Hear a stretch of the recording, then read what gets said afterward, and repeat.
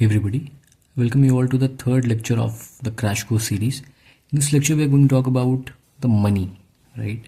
तो बेसिकली हम यहाँ पर डायनेमिक्स देखेंगे कि पैसा कहाँ से बनता है इकोनॉमी में, पैसा क्या होता है, व्हाट इज़ मनी सप्लाई, उस मनी सप्लाई को कंट्रोल करने के लिए what is the tool which is used, उस टूल को मॉनेटरी पॉलिसी कहते हैं, right? So without wasting any time let's dive into the dynamics of this. Okay, so lecture 3.1 का जो first thing that we will see is the money. What is a money, what are the types of money, कि plastic money क्या होता है, fiduciary money क्या होता है, fiat money क्या होता है, right? So this types of money we will see. Then will talk about the liabilities, that is the time and demand liabilities, and what is NDTL, that is your net of demand and time liabilities. Then we will also talk about what is CASA, that is your current account and savings account, and then we'll talk about the FD, कि आपका fix deposit क्या होता है, ठीक है? और उसके बाद जो सबसे इंपॉर्टेंट चीज़ हम समझेंगे कि मनी सप्लाई क्या होती है, एक्चुअली किस चीज़ को हम टेक्निकल टर्म से मनी सप्लाई बोलते हैं, और what are the factors which will impact the money supply, ठीक है? मनी सप्लाई बढ़ता कैसे, घटता कैसे, और अगर मनी सप्लाई बढ़ेगा या घटेगा तो उसका इम्पैक्ट क्या होता है फिर, राइट? सो देखते हैं क्या है.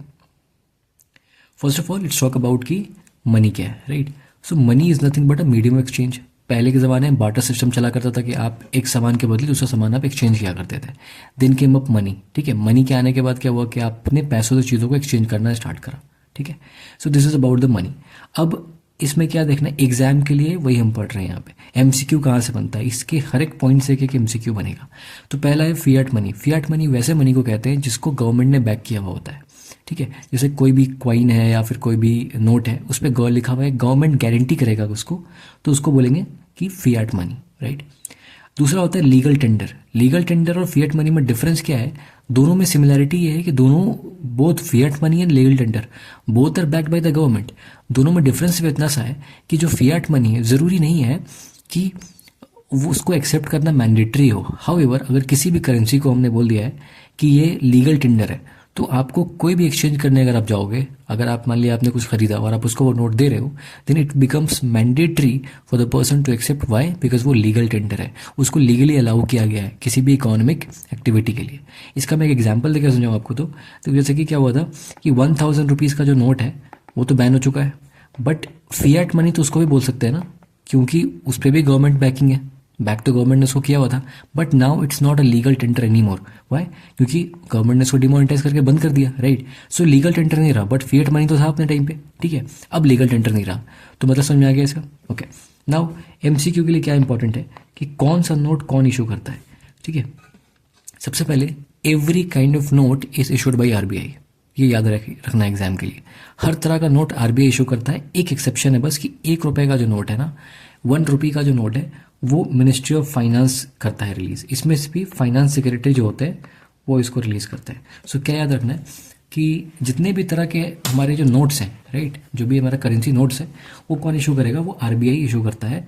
एक्सेप्शन में क्या है, सिर्फ जो 1 रुपये का नोट है वो मिनिस्ट्री ऑफ फाइनेंस इशू करती है. ये याद रह जाएगा. ओके. अब रहेगी बात कि कॉइन को कौन इशू करता है? कॉइन को गवर्नमेंट ऑफ इंडिया इशू करती है. ओके. नाउ एक चीज़ मैं इंपॉर्टेंट बताता हूँ आपको. किसी भी गवर्नमेंट को या किसी भी बॉडी को, ठीक है, कोई भी एक्शन लेने के लिए उसको पावर की जरूरत पड़ती है, ठीक है? अब वो पावर उसको किसी ना किसी एक्ट के थ्रू मिलता है, या तो कॉन्स्टिट्यूशन में गिवन हो, और अगर कॉन्स्टिट्यूशन में नहीं गिवन होता है देन पार्लियामेंट डज व्हाट, कि पार्लियामेंट किसी ना किसी एक्ट के थ्रू उस पर्टिकुलर बॉडी को एम्पावर करती है to take that action, right? अब यहाँ पे अगर आरबीआई अगर नोट इशू कर रहा है तो आरबीआई को कहीं ना कहीं से पावर मिलेगी. सो आरबीआई को किस एक्ट से पावर मिली है? RBI act. एंड एक्ट किसने पास किया होगा? पार्लियामेंट ने एक्ट पास किया होगा. सो इस पर्टिकुलर स्टैट्यूटरी एक्ट ने, स्टैट्यूटरी क्यों बोला मैंने? क्योंकि पार्लियामेंट ने पास किया है. तो इस पर्टिकुलर एक्ट ने क्या किया? आरबीआई को एम्पावर किया, एंड आरबीआई ने उस पावर को यूज करके नोट्स इशू करे, ठीक है? सिमिलरली गवर्नमेंट भी एक बॉडी है, एक अथॉरिटी है. इस अथॉरिटी को भी अगर नोट इशू, कॉइन इशू करना है तो खुद से तो इशू करेगी नहीं, इसको कोई ना कोई एक्ट चाहिए जो इसको एम्पावर करे. तो इसको कौन सा एक्ट एम्पावर करता है? कॉइनेज एक्ट एम्पावर करता है, ठीक है?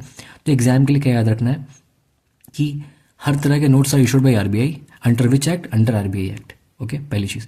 दूसरी चीज़ कि कॉइन हर तरह का जो है वो गवर्नमेंट इशू करता है. Under which act? Under coinage act. And 1 रुपये का जो नोट है, अब आपको लगेगा कि हर तरह का नोट आरबीआई करता है, तो 1 रुपये का नोट भी आरबीआई करता होगा, बट नहीं. 1 रुपये की जो नोट है वो मिनिस्ट्री ऑफ फाइनेंस करती है. और इसमें भी आपको कंफ्यूज हो सकता है एग्जाम बोल के कि फाइनेंस मिनिस्टर करते हैं क्या? नहीं, फाइनेंस मिनिस्टर नहीं करते, इसको फाइनेंस सेक्रेटरी करते हैं, ठीक है? सो ये चीज़ अपने को क्लियर रहेगी. Okay. Now coming to this part, ये क्या कहता है कि नॉन लीगल टेंडर क्या होता है। जैसे कि मान लो कि कहीं पैसा आपका पेमेंट है, ठीक है, पेंडिंग है, अब उसने पैसे की जगह आपको चेक पकड़ा दिया, तो चेक वो पकड़ा सकता है, तो you can accept the cheque और you can refuse the cheque. It's not mandatory for you to accept, लेकिन अगर वो पैसे देगा तो आपको एक्सेप्ट करना पड़ेगा, क्योंकि वो लीगल टेंडर। आप कह नहीं सकते कि यार ये तो चलता नहीं है, नहीं, वो चलता है, लीगल टेंडर है, and it is mandatory for you to accept in an economic transaction, right. तो चेक को मैंडेटरी नहीं है। अब मान लीजिए उसने आपको डीड डिमांड ड्राफ्ट काट के दे दिया, तो इसमें भी आप एक्सेप्ट कर सकते हो, you can refuse also because it's not a legal tender, इसलिए इसको ऑप्शनल मनी भी कहते हैं कि आपके पास ऑप्शन है इसको रिफ्यूज करने का। Okay, got it. Okay, now moving ahead, there is another thing which is called as fiduciary money. Okay, again fiduciary money वही है which is no compulsion to accept, mandatory नहीं है। नाउ एक और टर्म आता है, उसको कहते हैं प्लास्टिक मनी। प्लास्टिक मनी उसको कहते हैं, या जो क्रेडिट कार्ड होता है, डेबिट कार्ड होता है, जो प्लास्टिक के फॉर्म में होता है मनी, उसको हम क्रेडिट कार्ड, डेबिट कार्ड कहते हैं। एक नॉर्मल सा आई कैन से की टर्म है बोलने के लिए, ठीक है, ये हो गया। Now coming to this part, ये क्या कहता है कि इंट्रिंसिक वैल्यू होती है कॉइन की। हर, अगर मान लिया कोई कॉइन मेरा सिल्वर का है या चांदी का है या फिर गोल्ड का है, ठीक है, तो अब वो कॉइन तो अगर वेट से भी बिक सकता है यार। जैसे मान लो कि नॉर्मली अगर कॉइन है तो उसके मेटल के ऊपर ना जाए, उस पर 1 रुपया लिखा है तो 1 रुपये का कॉइन होगा, 10 रुपये लिखा है 10 रुपये का कॉइन होगा, राइट। बट अगर ये कॉइन अगर चांदी का है, सिल्वर है या फिर गोल्ड का कॉइन है जो पुराने ज़माने में हुआ करता था, राइट, तो इस कॉइन का खुद में भी वैल्यू है ना, गोल्ड बेस्ड होकर जाकर तो पैसे मिलेगा, इसलिए उसकी इंट्रिंसिक खुद की भी वैल्यू है, ठीक है। ओके, करेंसी नोट्स, ये सबसे इंपॉर्टेंट पार्ट मेरे को लगता है कि है यहाँ पे, कि जो करेंसी नोट्स होते हैं ना, सी मैंने क्या कहा कि नोट्स जो है वो इशू कौन करता है, they are issued by the RBI, ठीक है। तो आरबीआई क्या करता है यहाँ पे, आरबीआई इशू करता है, बट इसको गारंटी कौन करता है, सो इसको this is guaranteed by what, guaranteed by government. अब इसका क्या मतलब हुआ कि गवर्नमेंट उसको गारंटी करती है, ठीक है, कि अब नोट किसने रिलीज किया है, आरबीआई ने नोट को प्रिंट किया है, रिलीज किया है, तो किसके गारंटी पे किया है, गवर्नमेंट की गारंटी पे किया है। तो ये पैसे अल्टीमेटली दे कौन रहा है, गवर्नमेंट दे रही है, ठीक है। एक चीज़ समझाता हूँ आपको, उसको कहते हैं MRS, मिनिमम रिजर्व सिस्टम, ठीक है। तो क्या होता है कि जब भी आरबीआई को ना कोई भी करेंसी को प्रिंट करना होता है, राइट, कोई भी करेंसी को प्रिंट करना होता है, तो आरबीआई क्या करती है, ऐसे करेंसी को प्रिंट नहीं करती, ये कुछ रिजर्व रखती है अपने पास। Reserve it can keep in the form of government security, या फिर मान लो ये गोल्ड रख लेगी, राइट। तो क्या करती है आरबीआई कि मान लिया उसको 1 लाख करोड़ रुपए का, अगर मान लो उसको 1 लाख करोड़ का अगर आरबीआई को करेंसी नोट रिलीज करना है, तो उसको इतने, इसका कुछ पोर्शन जो है उसको गवर्नमेंट सिक्योरिटी और गोल्ड के फॉर्म में इसको रखना ही पड़ेगा। This is called as minimum reserve system, कि RBI keep something as a guarantee, and ये गारंटी देता कौन है, ये गारंटी कंफर्म करती है गवर्नमेंट, कि इतना नोट अगर मार्केट में घूम रहा है तो उसकी गारंटी क्या है, अल्टीमेटली उसको बैक कौन करेगा, this is backed by the government, right. तो इशू करती है आरबीआई, बट बैक करता है कौन, गवर्नमेंट। आरबीआई सिर्फ एक अथॉरिटी है जो इसको इशू करती है। Okay, got it, alright. Okay, now denomination of note is decided by the government not RBI. अब इसको भी एग्जाम में एमसीक्यू यहाँ से बनेगा आपके, ठीक है। अब एग्जाम में आपसे पूछेंगे कि denomination of the currency is decided by the RBI, right, wrong, it is wrong, it is decided by the government. अब इसको आप ऐसे कैसे याद रख सकते हो कि देखो यार, जब डिमोनेटाइजेशन हुआ था तो गवर्नमेंट ने डिसाइड किया था ना कि इस नोट को हमें बंद करना है, 1000 रुपीज़ के करेंसी को हमें बंद करना है, राइट। तो डिसाइड किसने किया, गवर्नमेंट ने किया। अब जब गवर्नमेंट ने डिसाइड किया है, तो जब उसको बंद करने का डिसीजन गवर्नमेंट का था, तो उसको किसने का इशू करना, उसका भी डिसीजन गवर्नमेंट का ही होगा, राइट। तो यहाँ तक ये भी क्लियर है। सो ये वाला हमने कर लिया और ये वाला कर लिया। बेसिकली हमने क्या कर लिया कि मनी क्या होता है, मनी मीडियम एक्सचेंज है, और मनी के टाइप्स क्या होते हैं वो सब हमने देख लिया। प्लास्टिक मनी है, ये सब है, फिएट मनी है, फिड्यूशियरी मनी है, राइट। उसको इशू कौन करता है, रिवाइज कर रहे हैं, कोई रिविजन कर रहे हैं। नोट को इशू करती है आरबीआई, नोट को इशू करती है आरबीआई, 1 रुपये के नोट को करती है मिनिस्ट्री ऑफ फाइनेंस, कॉइन को इशू करती है गवर्नमेंट, और जितने भी नोट्स कॉइन्स होते हैं उसको गारंटी करती है गवर्नमेंट, बट इशू करती है आरबीआई। ओके, ये चीज़ हो गई, हमने यहाँ तक क्लियर कर लिया। Now coming to the next slide, which is your NDTL, which is your net of demand and time liabilities. सबसे पहले समझो कि लाइबिलिटी क्या होता है। यहाँ पे लाइबिलिटी लिखा हुआ है, सी क्या होता है कि whenever लेट्स से whenever कोई एक इकोनॉमिक ट्रांजैक्शन हो रहा है, and let's say you went to a bank, right. अब आपने क्या किया कि बैंक में कुछ पैसे जमा कराए, तो आप तो बोलते हो कि मैंने डिपॉजिट किया है बैंक में, बट बैंक के लिए क्या है, but for bank it is a liability. The same amount which is a deposit for you is a liability for the bank. Liability क्यों हुई है, क्योंकि बैंक को वो कभी ना कभी आपको उस अमाउंट को रिटर्न करना है। So it is a burden on the bank. So for the bank the same amount is a liability. आपने 5 लाख जमा किए हैं, तो बैंक को 5 लाख आपको देना है, तो that 5 lakh is a liability for the bank. So if you talk in the perspective from the perspective of banks, so the same deposit is what is your liability. Okay, so demand liability और time liability का क्या मतलब है, इसको समझो। Demand liability का मतलब है कि जब भी आपको डिमांड होगी आप बैंक के पास जाओगे और बोलोगे पैसा निकाल लेंगे।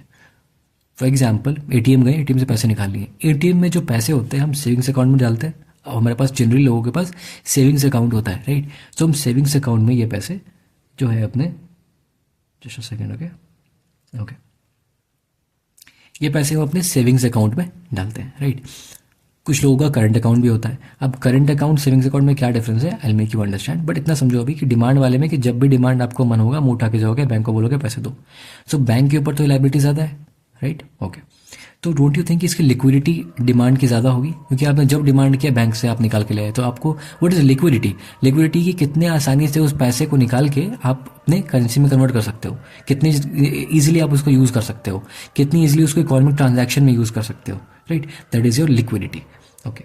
Now coming to the time liabilities, for example इसका है फिक्स्ड डिपॉजिट।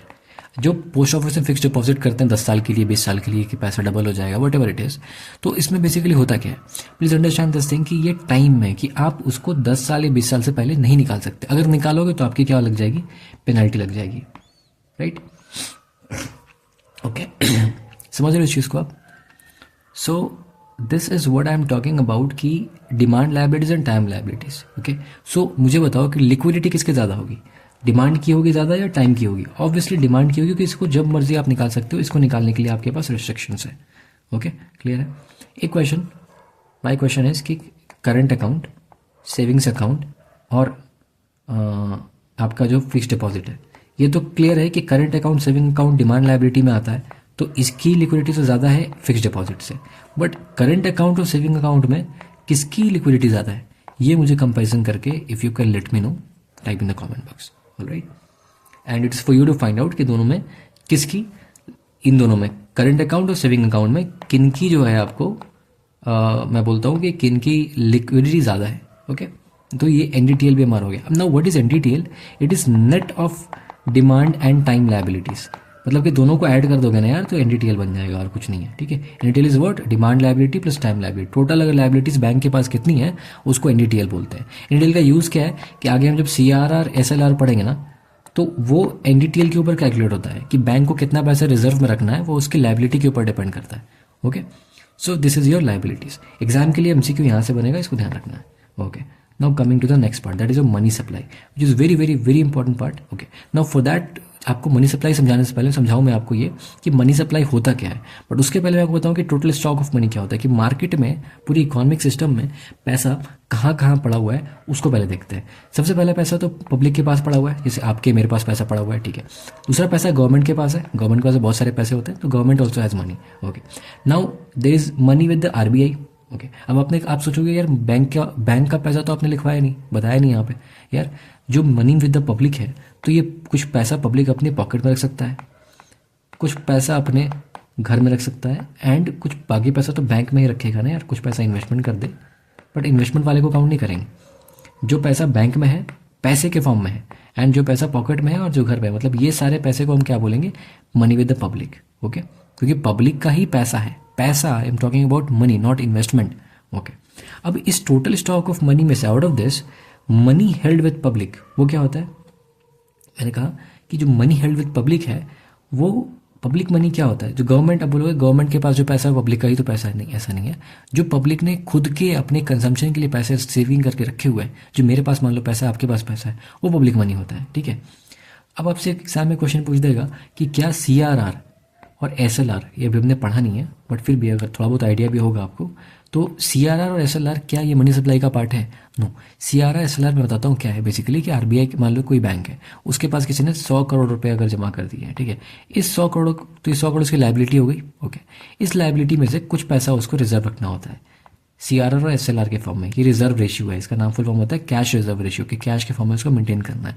अब मुझे एक बात छोटी सी बताओ आप कि मेंटेन क्यों करना पड़ता होगा?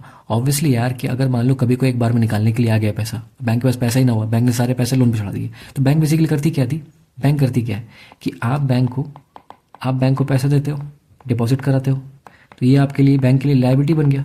अब ये उसी पैसे को बैंक क्या करती है कि दूसरे बंदों को लोन पे दे देती है, राइट। तो ऐसा बैंक क्योंकि बैंक दूसरे को लोन देगी तो बैंक ज़्यादा इंटरेस्ट कमाएगी, ज़्यादा पैसे कमाएगी, राइट। तो बैंक सारा पैसा दे सकती है इंटरेस्ट पे, बट इसके लिए आरबीआई ने रिस्ट्रिक्शन लगा रखा है कि नहीं, आपको सारा पैसा नहीं देना, आपको कुछ पैसे क्या करना है, रिजर्व में रखना है। That is what is your reserve ratios. और वो किस पे कैलकुलेट होता है, कितना रखना है आपको, वो ये एनडीटीएल के ऊपर कैलकुलेट होता है। Okay, alright. सो हमने क्या देखा कि money with the public, money with the government and money with the RBI, ये टोटल स्टॉक ऑफ मनी है। इस टोटल स्टॉक ऑफ मनी में से मनी सप्लाई किसको बोलेंगे? क्या सबको मनी सप्लाई बोल देंगे? नहीं, सबको मनी सप्लाई नहीं बोलेंगे। तो मनी सप्लाई किसको नहीं बोलेंगे? किसको बोलेंगे कि जो कैश एट हैंड है, कि मेरे पास हाथ में कितना कैश पड़ा हुआ है, उसको जोड़ दो। हर इंसान के पास जितना कैश पड़ा हुआ है उसको जोड़ दो, मनी सप्लाई है। उसके बाद कि बैंक में जो मैंने डिपॉजिट किया हुआ है, अब बैंक में मैंने जो डिपॉजिट किया हुआ है और जो मैंने पोस्ट ऑफिस में डिपॉजिट किया हुआ है, ठीक है, तो बैंक का डिपॉजिट, पोस्ट ऑफिस का डिपॉजिट, ये सारे डिपॉजिट को मैं अगर जोड़ दूं तो ये मनी सप्लाई का पार्ट आता है। अब यहाँ पे कुछ चीज़ें ध्यान रखनी है कि there are some things which are not a part of money supply. तो पहला है कि मनी सप्लाई का पार्ट कौन कौन नहीं है, ठीक है। तो सबसे पहले CRR, SLR, ये पार्ट नहीं है। दूसरा, गवर्नमेंट के साथ जो पैसे हैं वो पार्ट नहीं है, ठीक है। तीसरा कि आरबीआई के पास जो पैसे हैं वो मनी सप्लाई का पार्ट नहीं है। चौथा कि जो इंटर बैंक डिपॉजिट है, बैंक आपस में जो डील कर रहा है, इंटर बैंक डिपॉजिट, ये मनी सप्लाई का पार्ट नहीं है। This is not a part of the money supply. Okay, so money supply का पार्ट क्या है? कितना लोगों के पास हाथ में कैश है, बैंक में जो डिपॉजिट कर रखा है और जो पोस्ट ऑफिस डिपॉजिट कर रखा है, this is a part of the money supply. Okay, now understand this thing कि what effects a money supply. For example, अगर मैं एग्जाम में क्वेश्चन आया, उसने पूछा मेरे से कि यार आपने क्या किया कि आपने अपने सेविंग्स अकाउंट से पैसे निकाल के एफडी में ट्रांसफर कर दिया। So what is the effect on money supply, right? This is money supply. तो मनी सप्लाई में क्या इम्पैक्ट पड़ा? ये इंक्रीज करेगा, ये डिक्रीज करेगा, या इस पर नो इफेक्ट, या फिर कांट बी सेड? क्या आंसर होगा? ये इसका आंसर क्या होगा? आप बताओ मुझे। 4 ऑप्शन है। द आंसर इज कि there is no effect. Why there is no effect? यार एक चीज़ मैं देखो यहाँ पे इसका हमेशा सम टोटल रेफर करते हैं, हमेशा सम टोटल रेफर करेंगे कि हाथ में कितना पैसा है प्लस बैंक में कितना डिपॉजिट है प्लस। तो मैंने बेसिकली किया क्या है कि बैंक के डिपॉजिट को उठा के यहाँ पे रख दिया। जैसे मान लो कि मैंने इस कान को उठा के उस कान, मतलब कहने का मतलब है कि सेविंग्स अकाउंट में पैसा पड़ा हुआ था, उसको उठा के मैंने एफडी में डाल दिया। तो मेरा जो मनी सप्लाई था is equal to savings account plus FD, ठीक है। तो मैंने किया क्या यार, तो मान लो कि इनिशियल वाले केस में क्या था केस कि मनी सप्लाई कैलकुलेट करना होगा। इनिशियल केस में मान लो सेविंग्स अकाउंट में मेरे पास 50,000 रुपये थे, ठीक है, और एफडी में मेरे पास 50,000 इसमें भी थे। टोटल मेरे पास कितना मनी सप्लाई हो गया? इस केस में मनी सप्लाई कितना हो गया? 1 लाख रुपये का हो गया। ओके, ना उसके बाद क्या किया मैंने अपने सेविंग्स अकाउंट में से पैसे ट्रांसफ़र कर दिए। मान लो मैंने 20,000 रुपये ट्रांसफ़र कर दिए एफडी में। तो अब मेरे सेविंग्स अकाउंट में कितना पैसा हो गया? Savings account 2 plus FD 2। अब कितना पैसा हो गया सेविंग्स अकाउंट में? इससे 20 कम कर दो तो 50 में 20 कम करोगे तो कितना हो जाएगा? 30,000 इसमें है। लेकिन मैंने उसको उठाया कहाँ डाल दिया? एफडी में डाल दिया। तो एफडी में पहले 50 था और मैंने 20 डाल दिया, ठीक है। तो कितना हो गया? 70। क्या आप दोनों को जोड़ोगे तो 1 लाख नहीं आ जाएगा? 1 लाख आ गया। तो दिस इज मनी सप्लाई। तो मनी सप्लाई भी तो 1 लाख रुपये आया है। तो मनी सप्लाई क्या यहाँ पे दोनों पे सेम है क्या? दोनों में सेम है, इसलिए there is no impact if हम ये ट्रांसफ़र करते हैं, ठीक है। और किसका इम्पैक्ट नहीं पड़ता? तो पहला कि अगर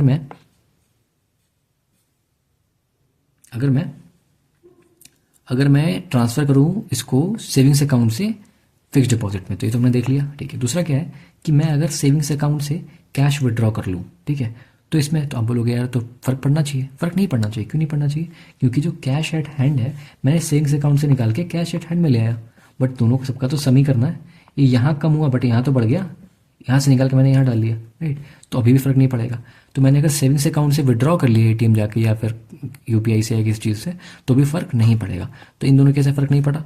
अब breaking FD to hold cash, मैंने अपनी फिक्स डिपॉजिट जो थी एफडी तोड़वा दी, तो उस केस में पड़ेगा? फ़र्क नहीं पड़ेगा, क्योंकि मैंने यहाँ पे जो पीओ है ये यहाँ से पैसा तो कम हुआ है फिर यहाँ आ गया, तो यहाँ कम हुआ बट यहाँ बढ़ गया। टोटल सम क्या हुआ? सम तो कांस्टेंट रहा, तो मनी सप्लाई यहाँ पे सेम रही, ठीक है।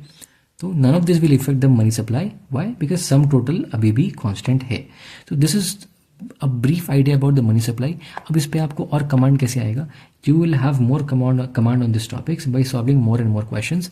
और उस क्वेश्चन को सॉल्व करने के लिए मैंने पहले ही बताया हुआ है कि 550 MCQ इसको सॉल्व करेंगे, और दूसरा जो है हमारा PYQ। PYQ के लिए क्या करना है कि मैं आफ्टर कवरिंग दिस कोर्सेज मैं खुद PYQ क्या कराऊंगा, आपको सॉल्व कराऊंगा विथ ऑल द एलिमिनेशन, और जो भी टेक्निक्स हैं मैं उनको लगा के, कॉन्सेप्ट लगा के, कॉमन सेंस लगा के मैं इनको सॉल्व करने की कोशिश करूँगा। Okay, I try my best. Okay, so basically हमने देख लिया, मनी सप्लाई देख लिया। Okay, now it also talked about कि टाइम एंड रिमांड लाइबिलिटीज़ क्या होती थी, दोनों का नेट निकालने के लिए मेरे को ऐड कर देना है उसको, right. Okay, current account saving account पता लग गया क्या है, ठीक है। तो यहाँ तक चीज़ देख ली हमने। एक बार आप इसको just for like 30-40 seconds just try to go through it, okay, and let me know कि if you understood everything. Oh, sorry, we are not in the live class, right? Okay, no problem. Let me see if I missed any other topic. Just a second.